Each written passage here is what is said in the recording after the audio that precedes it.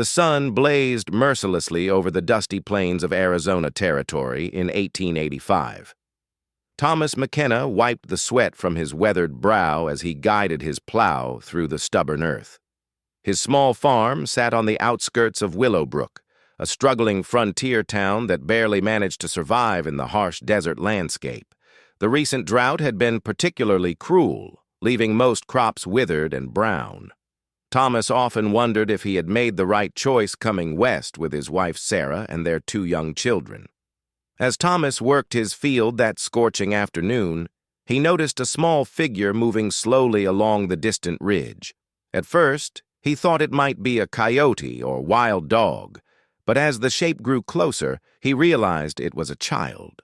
The small form stumbled and swayed with each step, clearly exhausted and weak. Thomas set down his plow and shaded his eyes with his hand, trying to get a better look. The child appeared to be an Apache boy, no more than 8 or 9 years old. His dark hair hung limply around his thin face, and his clothes were nothing more than tattered rags.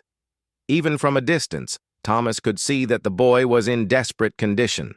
The child's movements were slow and unsteady, like someone who hadn't eaten in days. Thomas felt his heart tighten in his chest.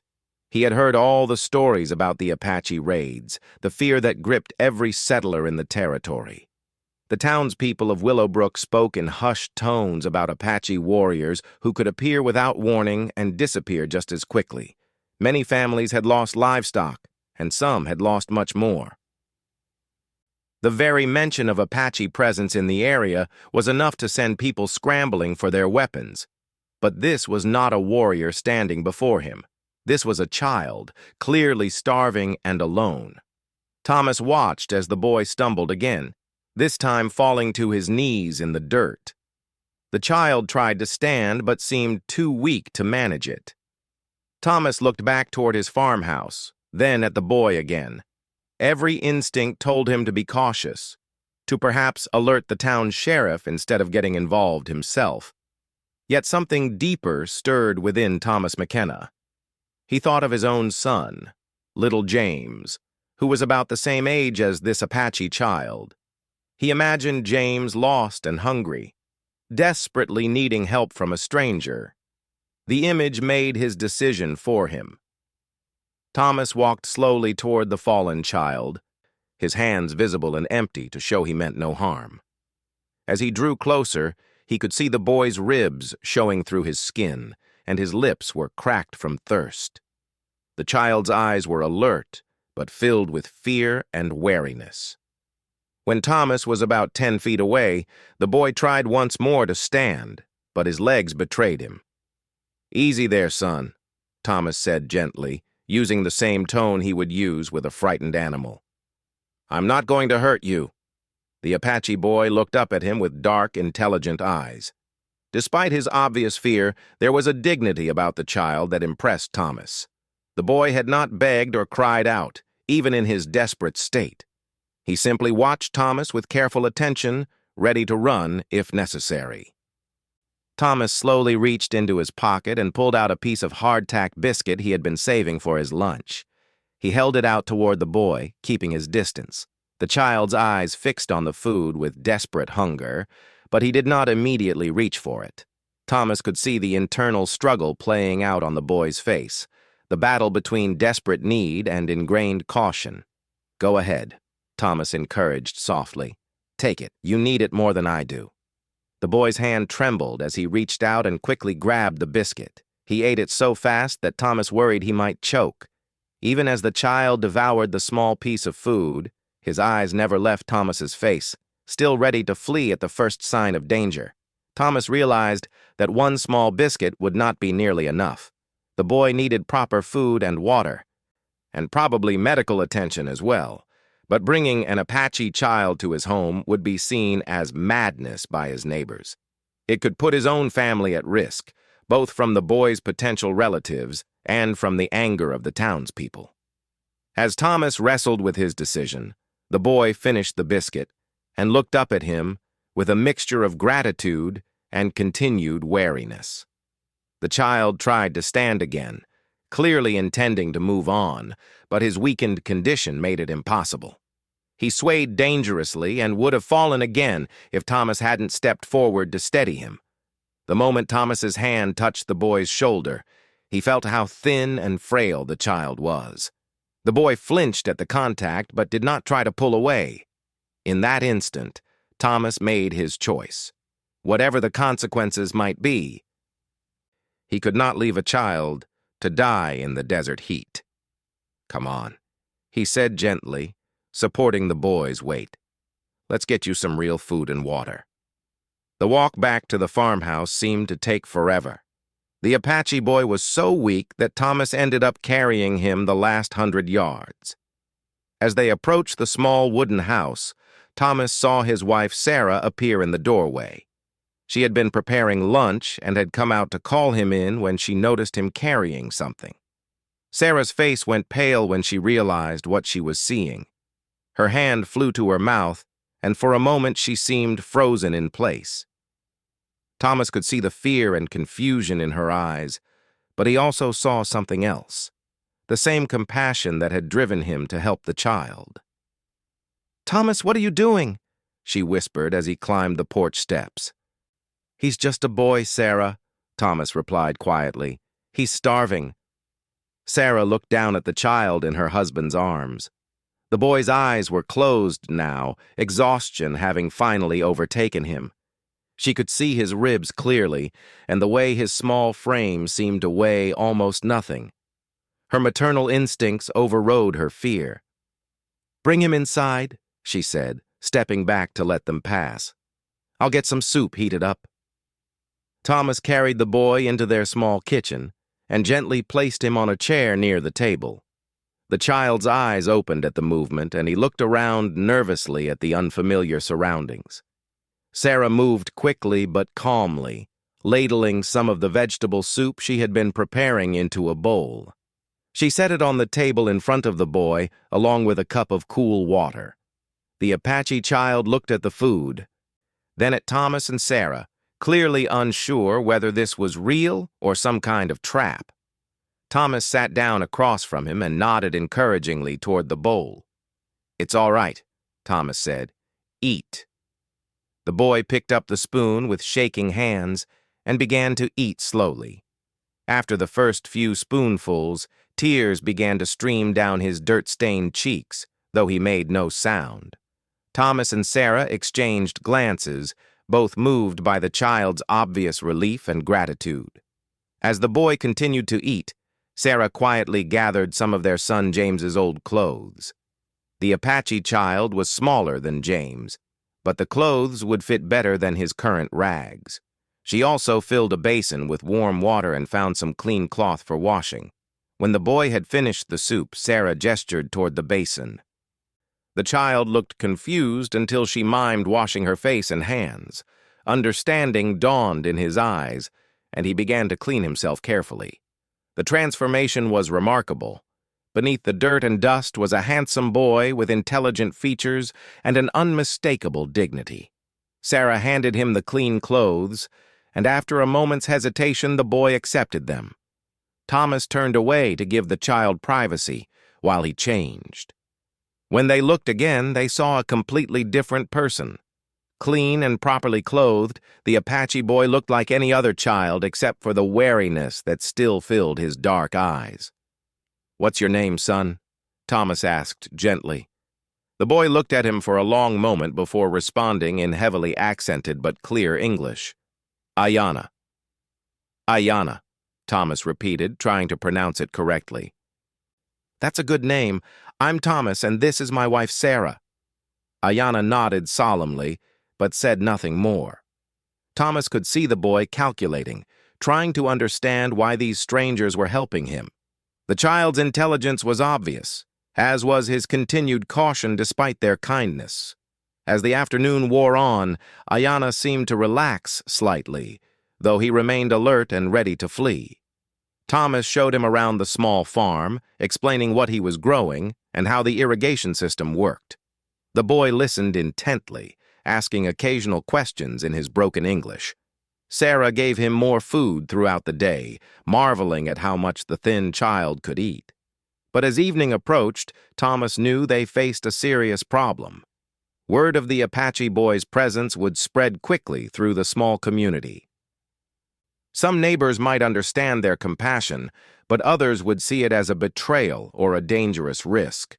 There were men in Willowbrook who believed the only good Apache was a dead Apache. More concerning still was the possibility that Ayanna's family or tribe might be searching for him.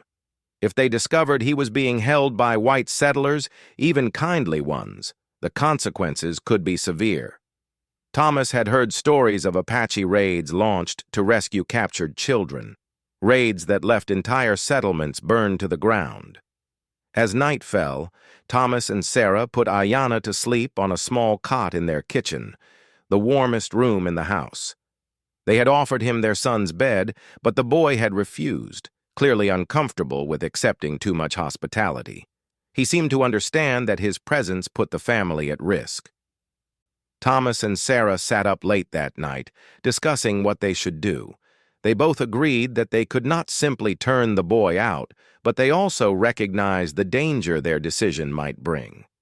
Thomas had seen enough of frontier life to know that acts of kindness were often repaid with violence. "Maybe we should take him to town tomorrow," Sarah suggested quietly. "Let Sheriff Morrison decide what to do." Thomas shook his head. "You know what Morrison would do. He'd either lock the boy up or run him out into the desert. Either way, Ayanna would probably die." "Then what?" Sarah asked. "We can't keep him here indefinitely. Someone will find out." Thomas looked toward the kitchen where the boy slept. Through the doorway, he could see Ayanna's small form curled up on the cot, finally peaceful in sleep. For the first time in probably days, the child was warm, fed, and safe. "I don't know," Thomas admitted, "but I know we did the right thing today. Whatever happens tomorrow, at least we saved one life." Neither Thomas nor Sarah slept well that night. They were both listening for sounds that might indicate trouble. Apache warriors coming to reclaim the boy, or angry townspeople coming to demand his removal.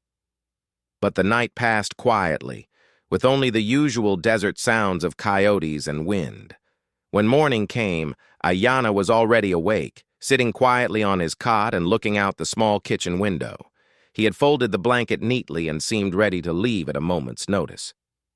The boy's natural dignity and consideration impressed Thomas once again. Sarah prepared a large breakfast, and all 4 members of the McKenna family sat around the table together. James and little Mary, the McKenna children, had been curious about their unexpected guest, but had quickly accepted Ayanna's presence with the easy adaptability of childhood. Ayanna seemed more relaxed around the other children, even managing a small smile when James shared his collection of interesting rocks. But Thomas knew their peaceful morning could not last. As he looked out toward the road, he could see a dust cloud in the distance, riders approaching the farm. His heart sank as he recognized the lead figure. It was Sheriff Morrison, and he was not alone. Sheriff Morrison rode hard toward the McKenna farm, followed by 5 other men from Willowbrook. Word had already spread through town about the Apache boy, carried by Mrs. Waddell Henderson, who had seen Thomas carrying something toward his house the previous day. She had used her husband's spyglass to get a better look and had been horrified by what she witnessed. The sheriff was a hard man, shaped by years of frontier justice and Apache raids. He had lost his own brother to an Apache attack 3 years earlier, and his hatred ran deep. Behind him rode Bill Crawford, the town's blacksmith, along with merchants Pete Sullivan and Frank Mason. The last 2 riders were the Garrett brothers, known troublemakers, who were always eager for a fight. Thomas watched the approaching riders with growing dread. He could see the anger in their posture, the way they urged their horses faster as they drew closer to his property. These were not men coming to talk. They were coming to take action. "Sarah, get the children into the back room," Thomas said quietly, never taking his eyes off the approaching men. "Keep them there no matter what happens." "What about Ayanna?" Sarah whispered, instinctively moving closer to the Apache boy. Thomas looked at the child, who had gone completely still at the window. Ayanna's eyes were fixed on the riders, and Thomas could see the boy's muscles tensing, preparing to run. The child's survival instincts were sharp, honed by life in the unforgiving desert. "Ayanna," Thomas said softly, "those men are angry. They want to hurt you. You need to hide." The boy looked at Thomas with those intelligent dark eyes, understanding immediately. But instead of running toward the back of the house as Thomas expected, Ayanna moved toward the front door. "No," Thomas said, catching the boy's arm gently. "Not that way. They'll see you." Ayanna shook his head and spoke in his careful English. "They come for me. I go. Your family safe." The simple nobility of the statement struck Thomas like a physical blow. This child, who had been shown kindness for perhaps the first time in weeks, was willing to sacrifice himself to protect the family that had helped him. The boy understood exactly what would happen if he was caught, but he was prepared to face it rather than bring harm to the McKennas. "No," Thomas said firmly. "You're under my protection now." The riders were close enough now that Thomas could see Sheriff Morrison's grim expression. The sheriff raised his hand, signaling the others to slow their horses as they approached the farmhouse. Thomas stepped out onto his front porch, positioning himself between the riders and his home. "Morning, Sheriff," Thomas called out, trying to keep his voice steady and casual. Morrison brought his horse to a stop just short of the porch.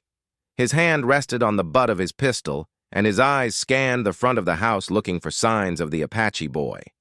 The other men spread out slightly, surrounding the house to cut off any escape routes. "Thomas," the sheriff said curtly, "we need to talk." "About what?"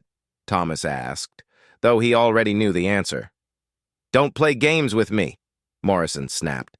"Mrs. Henderson saw you carrying an Apache boy to your house yesterday. Where is he?"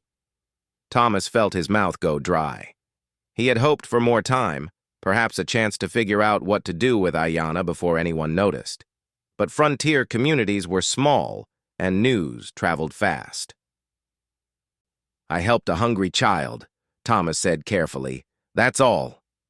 Bill Crawford, the blacksmith, spoke up from his horse. His face was red with anger, and his voice carried the edge of barely controlled rage. "That wasn't just any child, McKenna. That was an Apache. You know what they've done to our people.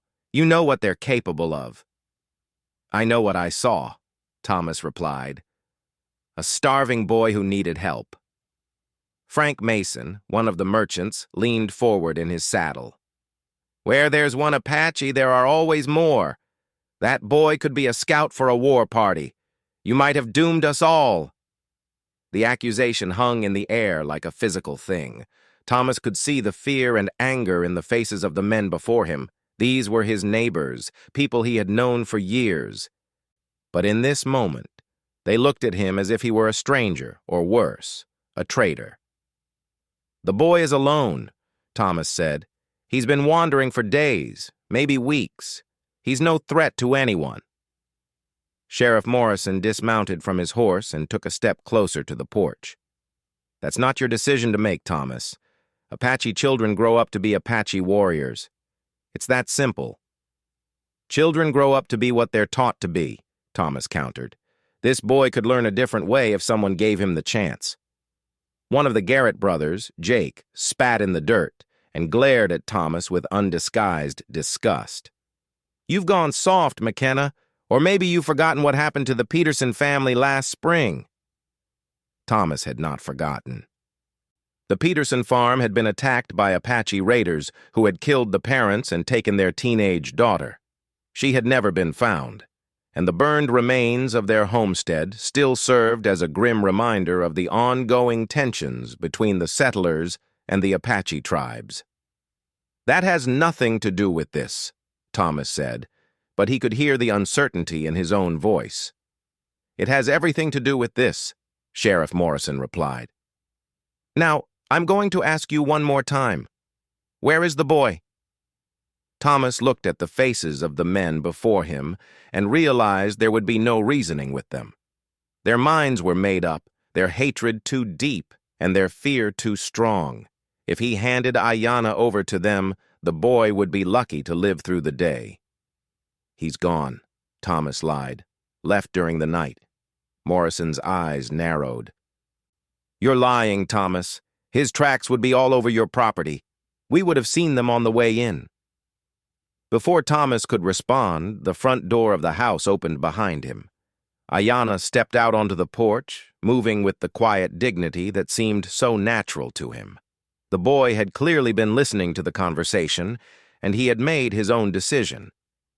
"I am here," Ayanna said simply, his voice clear despite his obvious fear. A collective intake of breath came from the mounted men. Several hands moved instinctively toward weapons. Jake Garrett actually drew his pistol halfway before his brother stopped him with a sharp word. Sheriff Morrison stared at the boy for a long moment, his face a mask of conflicting emotions. Thomas could see surprise there, and something that might have been grudging respect for the child's courage. But the hatred was stronger. "Well, I'll be damned," Morrison muttered. "Brave little savage, I'll give him that." "He's just a boy," Thomas said desperately. "Look at him. He's no threat to anyone." "Today, maybe," Bill Crawford said. "But what about tomorrow? What about when he's grown and carrying a rifle?" Ayanna stood perfectly still beside Thomas, his dark eyes moving from one hostile face to another. The boy showed no sign of the fear he must have been feeling, maintaining the same quiet dignity he had displayed from the beginning. Thomas found himself amazed by the child's composure in the face of such obvious danger. "I propose we take him to the territorial authorities," Frank Mason suggested. "Let them decide what to do with him. That's a 3-day ride," Sheriff Morrison replied, "and we don't know if his tribe is looking for him. Could be dangerous to travel that far with him." The implication was clear. The men were looking for an excuse not to bother with the long journey. They wanted to deal with Ayanna right here and now, in whatever way seemed most expedient. Thomas felt panic rising in his chest. He had to find a way to protect the boy, but he was one man against 6, and they held all the cards. Even if he had been willing to fight, he could not hope to win against such odds. "There's another option," came a voice from behind the group of riders. Everyone turned to see Dr. William Hayes approaching on foot from the direction of town. The doctor was a respected man in Willowbrook, one of the few educated people in the community. He was also known for his calm demeanor and thoughtful approach to problems. "Doc," Sheriff Morrison nodded. "What brings you out here?" Dr. Hayes walked closer, his eyes taking in the tense scene before him. He looked at Ayanna with professional interest, noting the boy's improved condition since the previous day when he had been near death from starvation. "I came to check on the boy," Hayes said calmly. "Mrs. Henderson mentioned that Thomas had found him in poor condition." "You knew about this?" Morrison asked, his voice sharp with accusation.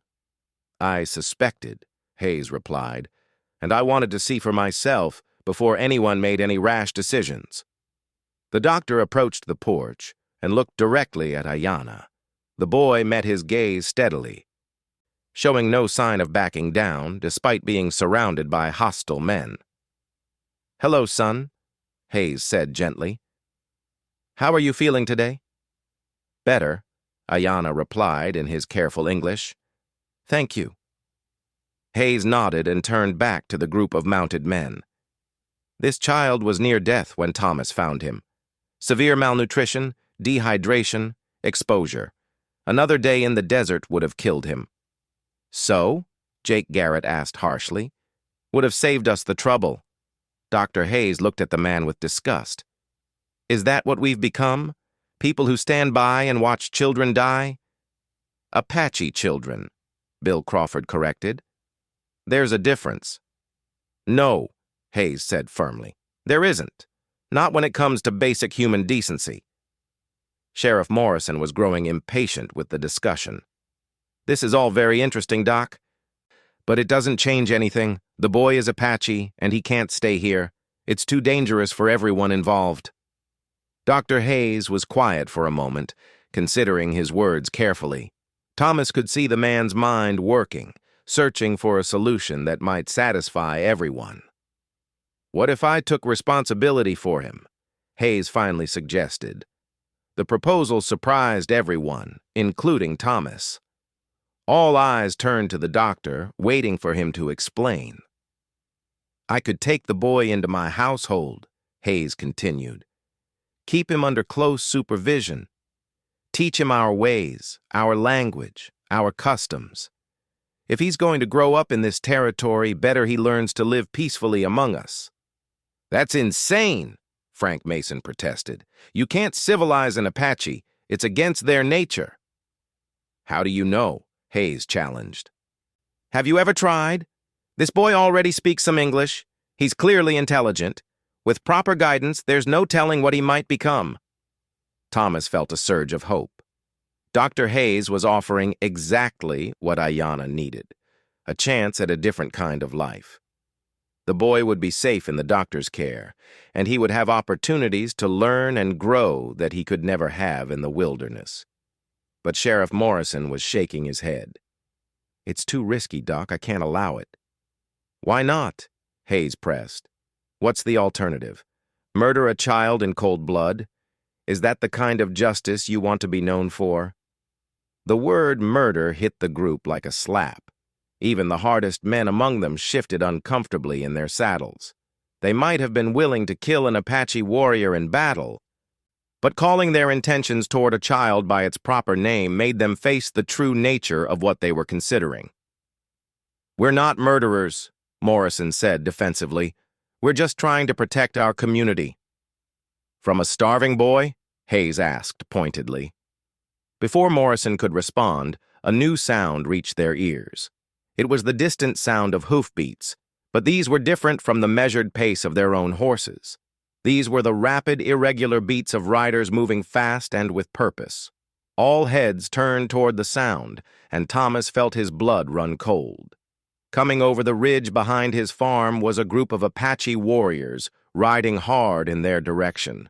There were at least a dozen of them, armed and painted for war. Jesus Christ, Frank Mason whispered, his face going pale. Sheriff Morrison drew his pistol and shouted orders to his men. Take defensive positions. Get ready to fight. But even as the men scrambled for cover, Thomas realized something that the others had missed. The Apache warriors were not attacking. They had stopped their horses on the ridge and were simply sitting there, watching the farmhouse. They made no move to advance, no threatening gestures. They were waiting for something. Ayanna stepped forward on the porch, his young voice carrying clearly across the distance. He called out in Apache, his words flowing in the musical language of his people. The response came immediately from the ridge, a single warrior calling back in the same tongue. What are they saying?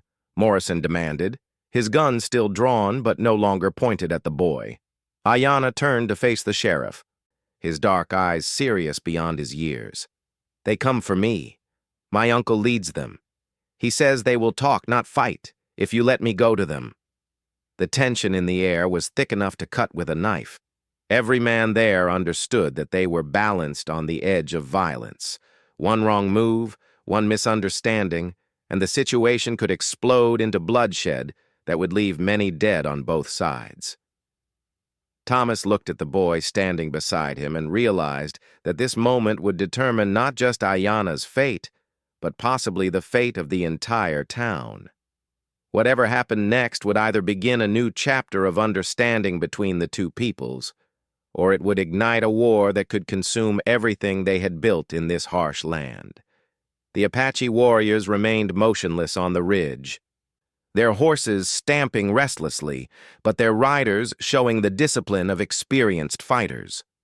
Thomas could see the war paint on their faces even from this distance, the traditional markings that meant they had come prepared for battle if necessary. Yet their restraint spoke of something more than just military strategy. It suggested respect for the delicate situation unfolding below. Sheriff Morrison kept his pistol drawn but lowered, his eyes darting between the boy on the porch and the warriors on the ridge. The other townsmen had taken cover behind their horses and farm equipment, but their defensive positions felt inadequate against such skilled fighters. Everyone present understood that if violence erupted, the Apache would have every advantage. "Tell them we mean no harm to the boy," Dr. Hayes said quietly to Ayanna. "Tell them we were just talking." Ayanna called out again in Apache, his young voice carrying the complex tones of his native language. The response came immediately from the ridge, and Thomas could hear the authority in the warrior's voice even without understanding the words. "My uncle says he knows you fed me and gave me clothes," Ayanna translated, his eyes moving between the white men and his people on the hill. "He says this was unexpected." "Your uncle?" Thomas asked. Ayanna nodded solemnly. "Nal Nish. He is war chief of our band, my father's brother. He has been searching for me for many days." The name meant nothing to the white men, but the boy's tone made it clear they were dealing with someone of significant importance.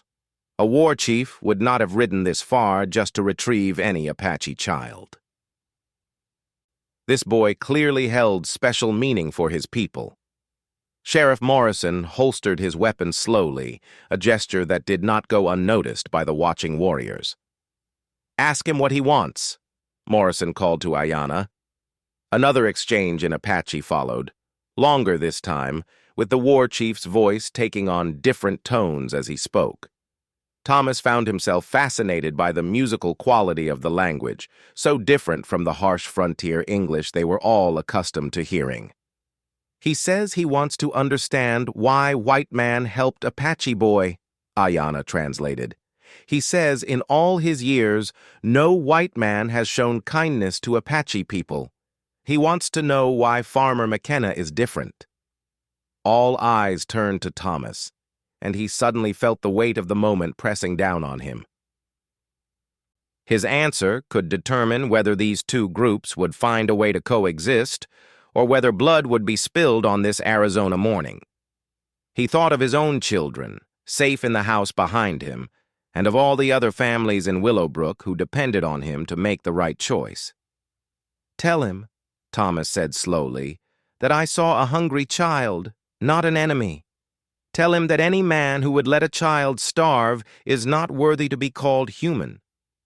Ayanna repeated the message in Apache, and Thomas watched as murmurs passed among the warriors on the ridge. The war chief raised his hand for silence, then spoke again, his voice carrying clearly across the distance. "He says you speak with honor," Ayanna translated. "He says the Apache have long believed that white men have no honor, that they speak with split tongue and care nothing for Apache suffering. But your actions show different truth." Dr. Hayes stepped forward slightly, his medical bag still in his hand. "Tell your uncle that not all white men are the same, just as not all Apache are the same. Some of us believe in treating all people with dignity and respect."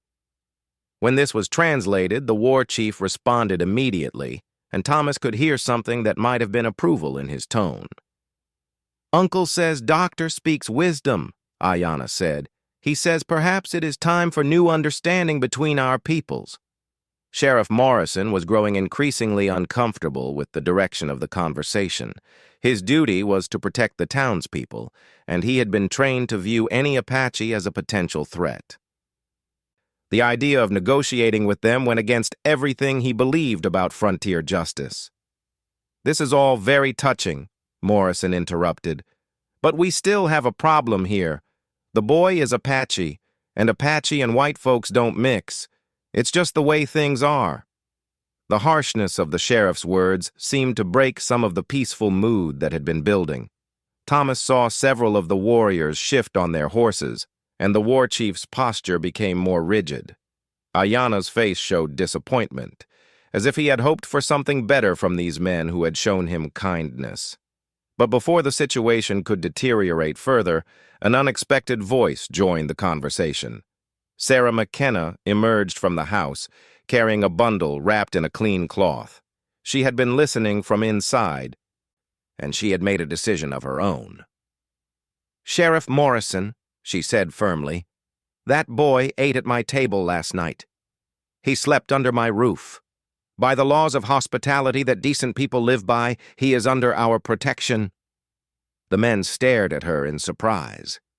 It was unusual for women to involve themselves in such serious discussions, but Sarah's presence seemed to change the entire dynamic of the situation. Even the Apache warriors on the ridge appeared to be paying attention to this new development.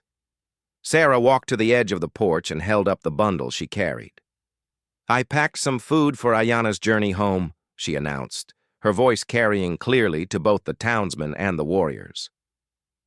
"No child should travel hungry regardless of who his people are." She handed the bundle to Ayana, who accepted it with obvious gratitude.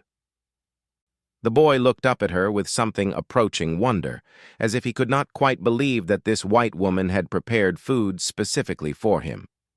"Thank you," Ayana said softly in English, then repeated his thanks in Apache. Sarah's simple act of maternal kindness seemed to have a profound effect on everyone present. Thomas saw tears in his wife's eyes as she looked down at the boy they had sheltered. Dr. Hayes was nodding with approval, and even some of the harder men among the townspeople seemed moved by the gesture. Most importantly, the war chief on the ridge had witnessed everything. When Ayana called out to him in Apache, explaining what Sarah had done, the response was immediate and emotional.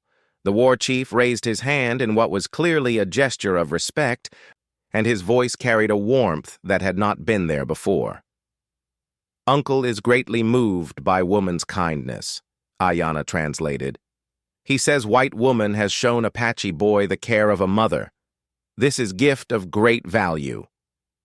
The war chief spoke again, longer this time, and his tone became more formal. Thomas could sense that something important was being communicated.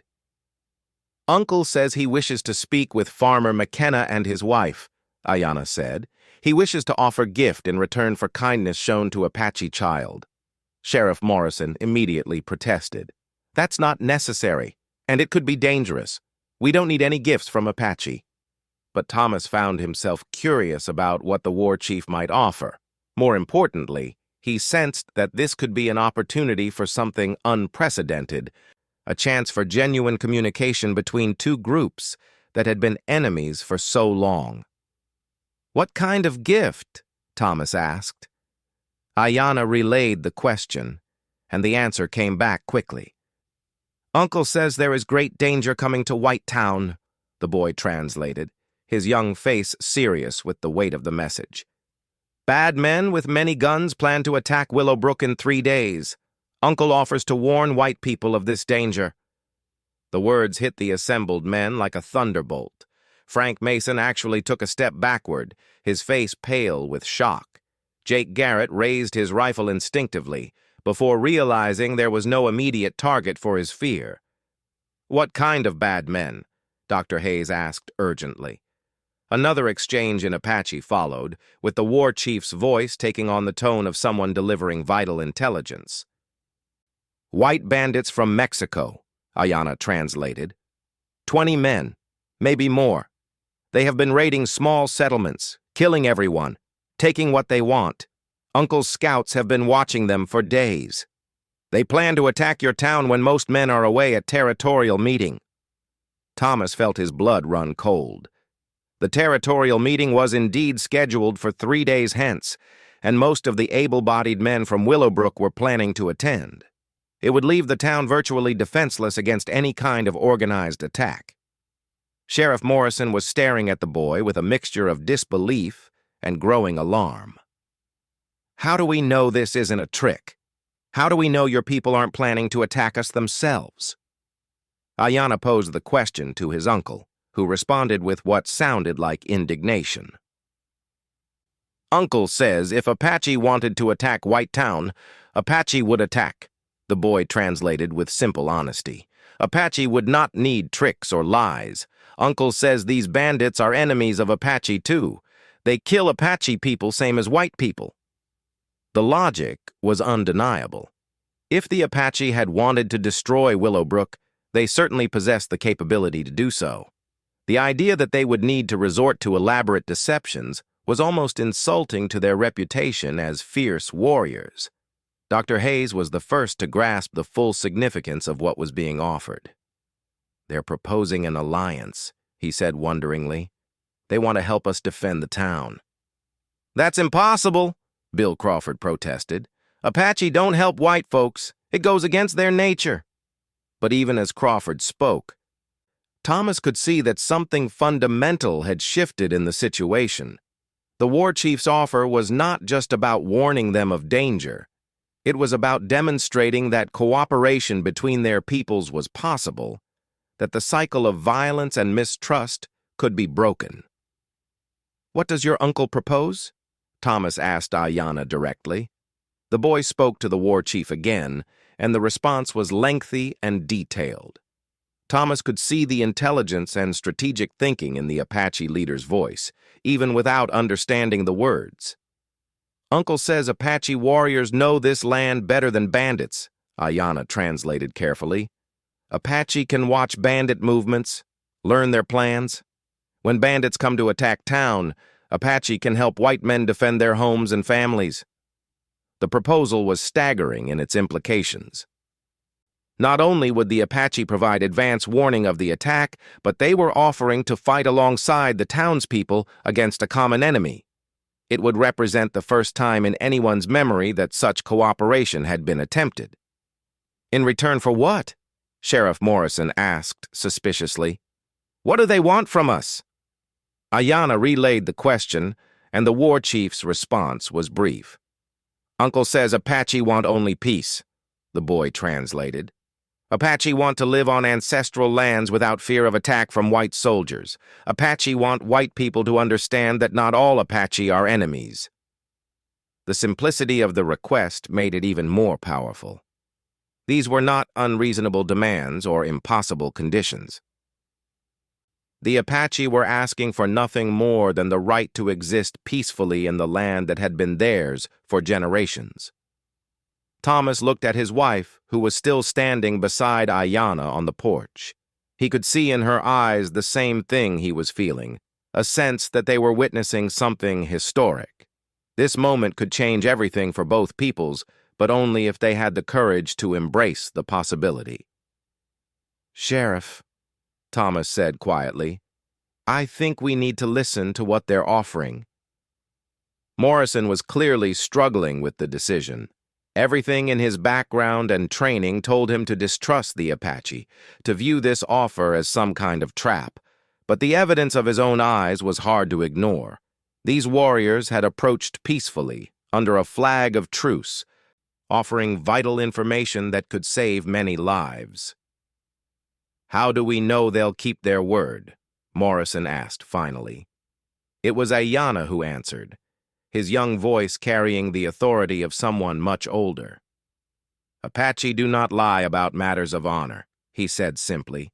"To break word given in this way would bring shame to entire clan. Uncle would rather die than bring such shame to his people." The boy's conviction was absolute, and Thomas found himself believing every word. There was something about Ayanna's dignity and honesty that made deception seem impossible. If this child could be trusted, then perhaps his uncle could be trusted as well. The silence stretched for what seemed like an eternity as Sheriff Morrison wrestled with the most important decision of his career. Thomas could see the internal battle playing out on the lawman's weathered face, years of prejudice and fear warring against the practical need to protect his community.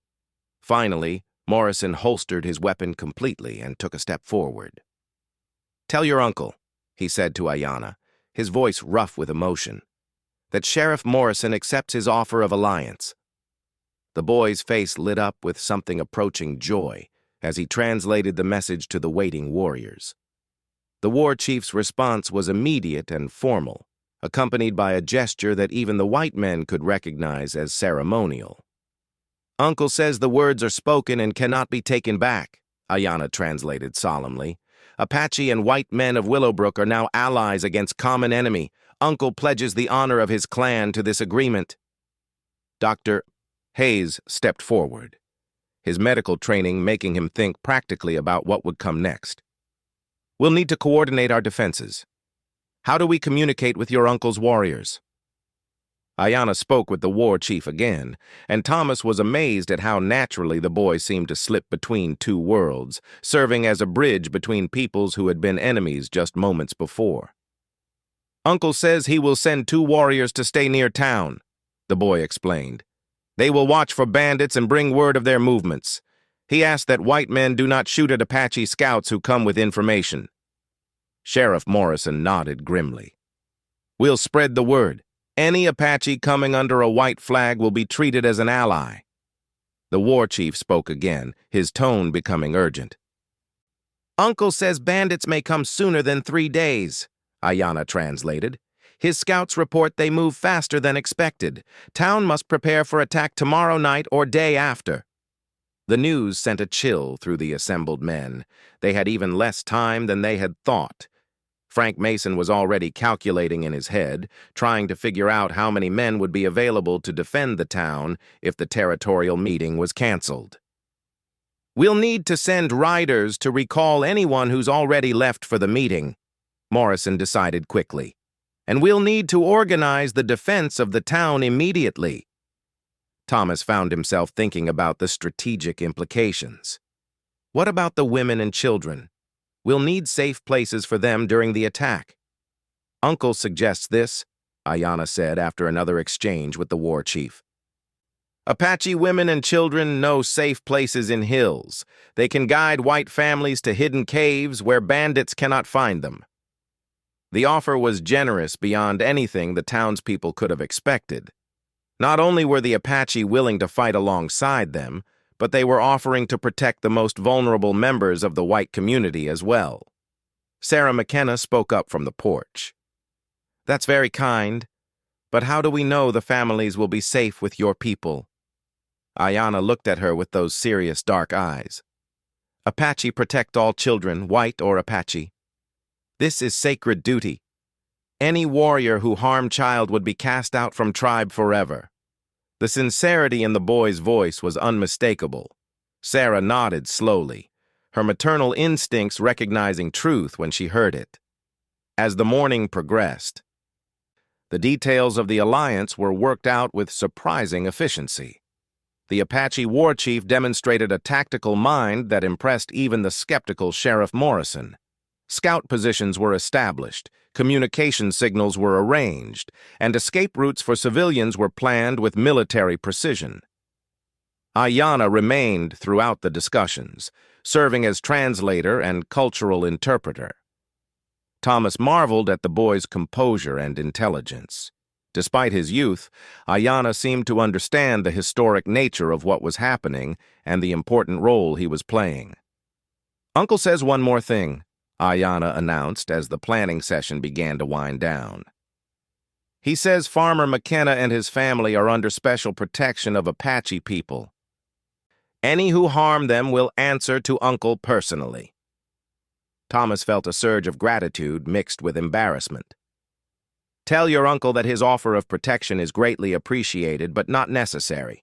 I did what any decent person would do. When this was translated, the war chief's response was lengthy and emotional. Uncle says this is why protection is necessary, Ayanna explained. He says white man who shows kindness to Apache child is rare treasure. Such man must be protected so others can learn from his example. The war chief raised his hand in a final salute, then wheeled his horse around and led his warriors back over the ridge. But 2 riders remained behind, positioning themselves at strategic points where they could watch the approaches to Willowbrook without being seen by any approaching bandits. As the dust settled, the men from town looked at each other with a mixture of amazement and apprehension. They had just entered into an alliance that would have been unthinkable just hours before. I hope we know what we're doing, Bill Crawford muttered. We're trying to save our town and our families, Dr. Hayes replied firmly. I'd say that's exactly what we should be doing. Sheriff Morrison was already thinking ahead to the practical challenges they faced. We need to get back to town immediately and start preparing defenses.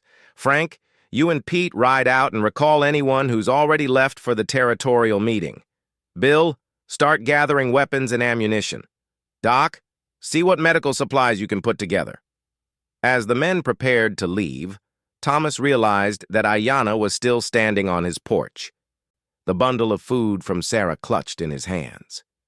The boy looked uncertain for the first time since the Apache warriors had arrived. "What about you, son?" Thomas asked gently. "Will you go back to your people now?" Ayanna looked toward the ridge where his uncle had disappeared, then back at the McKenna family. Thomas could see the conflict in the boy's eyes, torn between two worlds that had suddenly become less separate than they had been before. "Uncle says I can choose," Ayanna said quietly. "I can return to Apache ways, or I can stay with white family and learn white ways. He says both paths have honor." The offer surprised everyone, including Thomas. The idea that the war chief would allow his nephew to remain with white settlers spoke volumes about the trust that had been established. "What do you want to do?"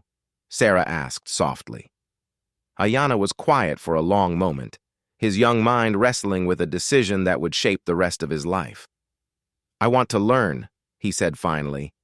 "I want to understand both peoples, Apache and white. Maybe someday I can help them understand each other better."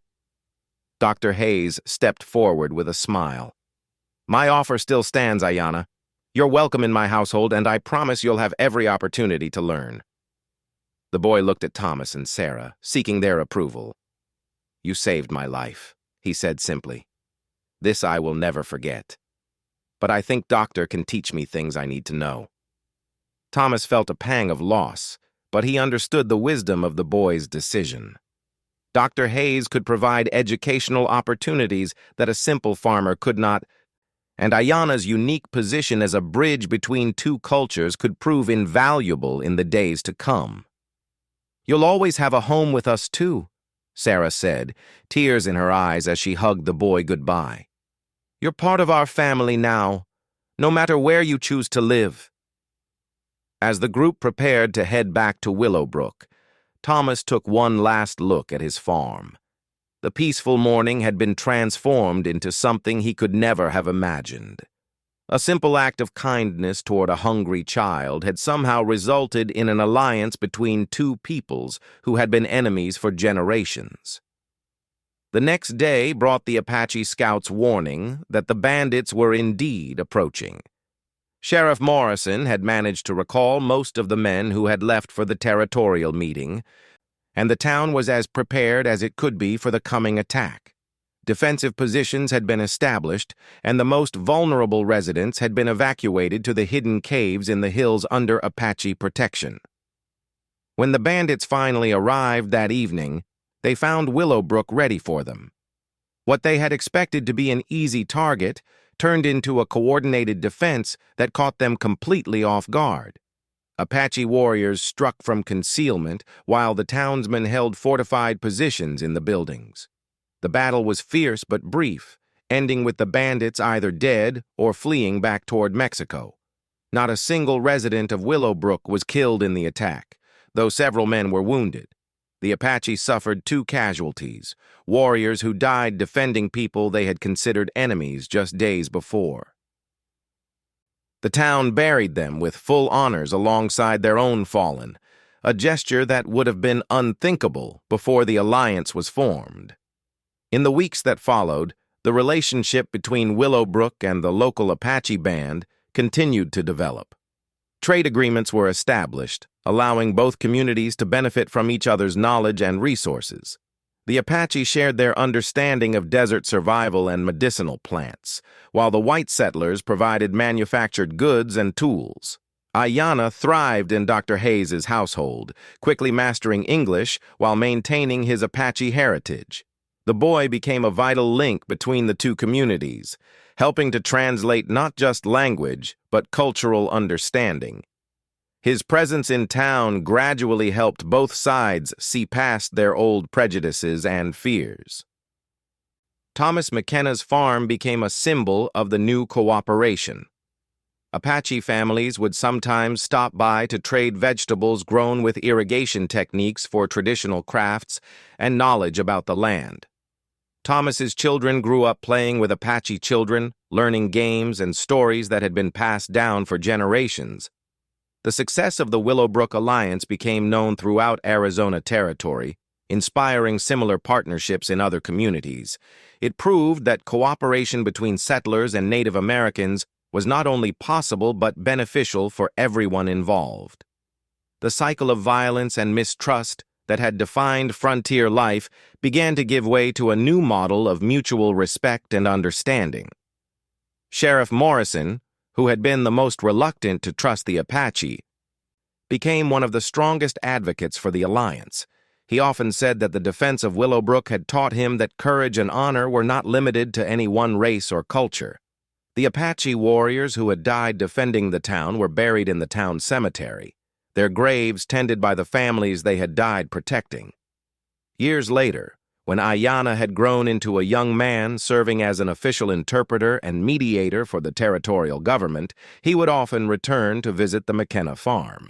He never forgot the kindness shown to him by a farmer who saw a hungry child rather than an enemy, and who chose compassion over fear in a moment that changed everything.